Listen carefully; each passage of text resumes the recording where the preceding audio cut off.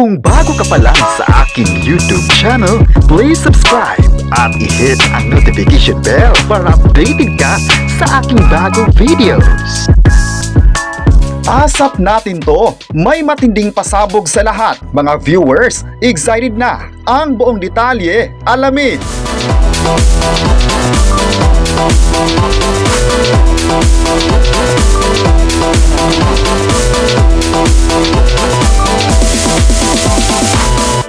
Nakakalungkot na balita dahil magtatapos na ang Batang Quiapo.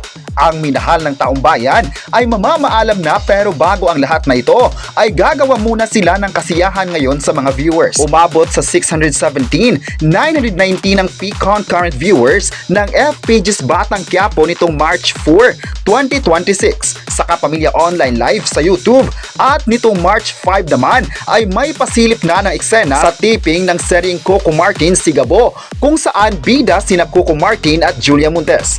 Ang finale ng Batang Quiapo ay nakatakda sa Friday the 13th this month. Samantalang ang pilot episode ng Sigabo ay nakaschedule sa March 16. Pangungunahan ni Coco Martin ng ASAP Presents FPG's Batang Quiapo pasasalamat ngayong araw.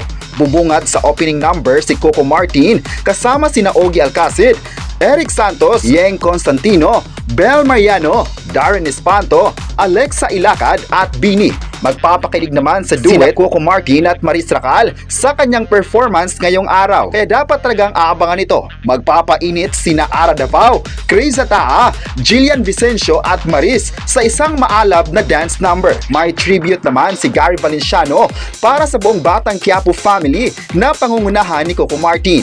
Kaabang-abang din ang duet ni Coco Martin at Julia Montes sa pagpapakilala ng kanilang bagong karakter.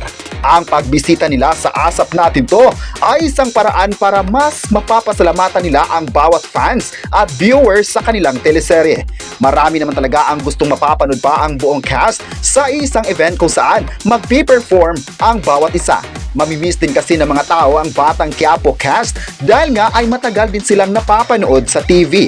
Hindi raw madaling kalimutan ng mga ito dahil mula simula at hanggang ngayon, maganda ang naging performance nila sa mga viewers. Masabi raw ng tao na kumpleto ang araw nila tuwing gabi kapag napapanood ang series ni Coco Martin. May mga fans naman ngayon na nagabang talaga sa pasalamat ni Coco Martin sa lahat ng mga manonood dahil part na rin ng mga cast na ito sa kanilang buhay. Pero aminado naman ang lahat na ang bawat series talaga ay matatapos at may panibagong aabangan naman ang mga manonood. May nagsabi naman na masaya sila dahil sa ilang years na napapanood ng lahat ay maganda pa rin ang komento ng mga tao sa bawat episode ng programa at bawat gabi talaga pasabog para sa mga viewers. Kayo, ano ang masabi nyo na magkaroon ng pasalamat ang Batang Quiapo sa ASAP natin to ngayong araw? I-comment na kung malungkot ka ba sa pamamaalam ng Batang Quiapo at huwag kalimutang i-subscribe ang ating YouTube channel.